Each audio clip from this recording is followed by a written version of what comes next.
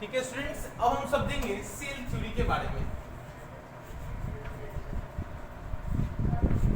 Cell theory के बारे में हम जानेंगे स्टूडेंट्स की सेल की इंट्रोडक्शंस तो हमने समझा, सेल की डिस्कवरी के बारे में समझा।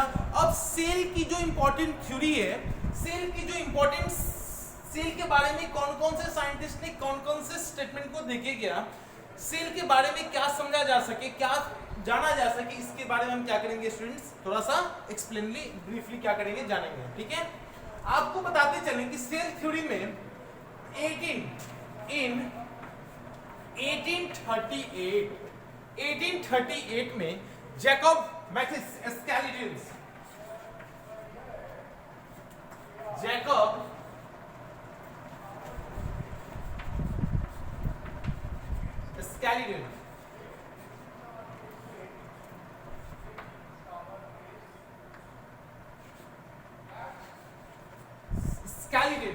ठीक है स्टूडेंट्स, जैकब्स मैथिस एस्कैलिडेंस जो कि एक जर्मन बॉटनिस्ट थे। क्या थे? जर्मन बॉटनिस्ट थे। इन्होंने अपना एक आइडिया दिया और उस आइडिया के अकॉर्डिंग उन्होंने यह बताया कि जितने भी प्लांट्स इस एनवायरनमेंट में हैं, सारे के सारे प्लांट्स, क्योंकि बॉटनिस्ट है तो ये तो सिर्फ प्लांट से रिलेटेड टॉपिक को बोलेंगे, तो इन्होंने बताया क्या कि जितने भी प्लांट्स की कैटेगरी इस एनवायरनमेंट में है, सारे के सारे प्लांट्स एक स्मॉलेस्ट यूनिट के मिलने से क्या हुए हैं, बने हुए हैं, दैट इज कॉल्ड सेल। यानी कि उन्होंने सेल से रिलेटेड एक स्टेटमेंट क्यों दिया? कब? 1838 में जैकब मैथिस एस्कैलिडेंस जो कि एक जर्मन बॉटनिस्ट थे, उन्होंने अपना एक सुझाव दिया, अपना एक स्टेटमेंट, अपना एक आइडिया दिया। वो आइडिया यह था कि all the plants are composed of tiny units, that's a tiny units is known as cell. यानी कि जितने भी प्लांट्स इस एनवायरनमेंट में हैं, सारे के सारे प्लांट्स एक स्मॉलेस्ट यूनिट के मिलने से बने हुए हैं और उस स्मॉलेस्ट यूनिट को नाम उन्होंने क्या रखा? सेल। ठीक है स्टूडेंट्स, जस्ट 1838 के वन ईयर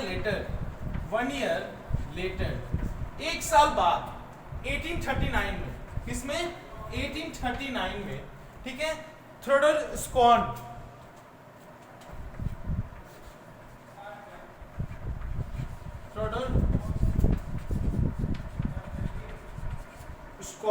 ठीक है स्टूडेंट्स, थ्योडोर स्कॉन्स जो कि एक जर्मन जूलॉजिस्ट थे,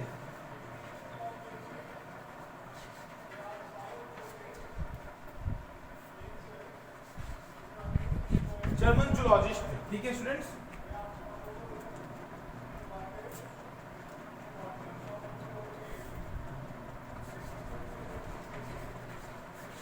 जर्मन जूलॉजिस्ट थे जिन्होंने अपना एक आइडिया क्या किया दिया कि all the plants and animals are composed of tiny units and that's tiny units known as cell.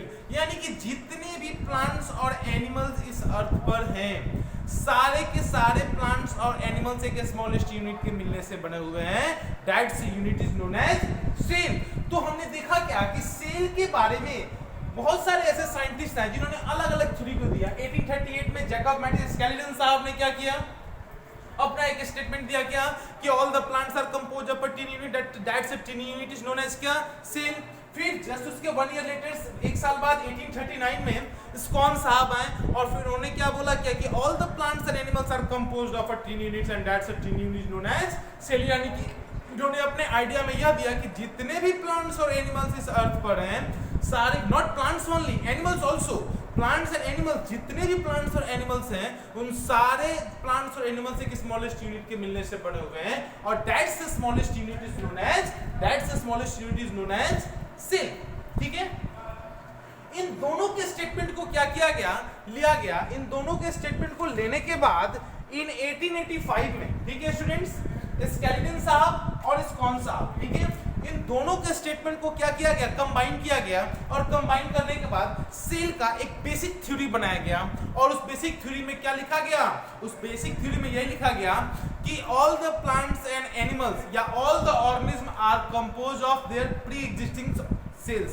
यानी कि जितने भी सेल्स हैं वो सारे के सारे अपने प्री एग्जिस्टिंग सेल्स के क्या हुए हैं? मिलने, प्री एग्जिस्टिंग सेल्स से आए हुए हैं। ठीक है स्टूडेंट्स, ठीक है स्टूडेंट्स, तो हम देखेंगे कि ये स्कॉन साहब और स्केलेटन साहब इन दोनों के स्टेटमेंट को क्या किया गया, कंबाइन किया गया, और इन दोनों को स्टेटमेंट को कंबाइन करने के बाद एक साइंटिस्ट, एक अनदर साइंटिस्ट आए जिनका नाम था आर्जिचो।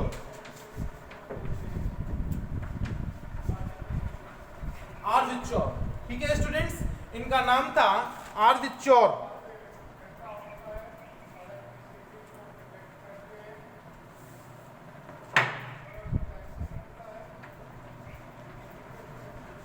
ठीक है स्टूडेंट्स, स्केलेटन साहब के स्टेटमेंट को लेके, स्कॉन साहब के स्टेटमेंट को लेके, दोनों के स्टेटमेंट को कंपोज करने के बाद एक अनदर साइंटिस्ट आए जिनका नाम था आर्जिचोर। उन्होंने दोनों स्टेटमेंट को क्या किया, आपस में कंपोज किया, और दोनों स्टेटमेंट को कंपोज करके उन्होंने एक अनदर स्टेटमेंट दिया जो दोनों से बिल्कुल रिलेटेड था, सिमिलर बिल्कुल उन दोनों के स्टेटमेंट का था कि all the cells arise from their pre existing sales.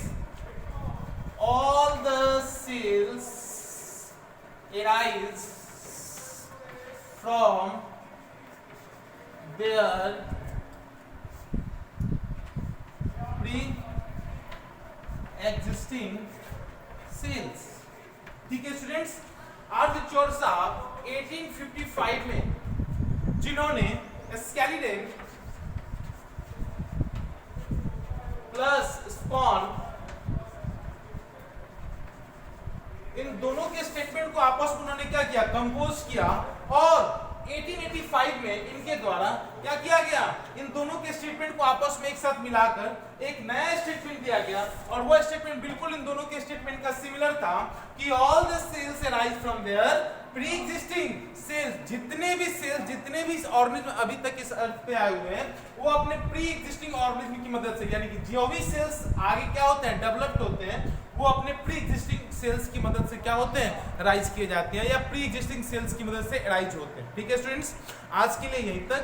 अगले दिन हम ये पढ़ेंगे कि अब सेल्स के अंदर, सेल्स के इंटरनल कंपोनेंट्स के बारे में, सेल के डिफरेंट ऑर्गेनेल्स के बारे में ब्रीफली एक्सप्लेन करेंगे। ठीक है स्टूडेंट्स, ये क्लास 9 के लिए मेरा फर्स्ट वीडियो। सेकंड वीडियो में हम अनदर लेक्चर्स में हम आपको बताएंगे कि सेल के डिफरेंट ऑर्गेनेल्स के बारे में, उनके फंक्शंस के बारे में, उनके कैरेक्टरिस्टिक्स के बारे में। ठीक है स्टूडेंट्स, आज के लिए यहीं तक।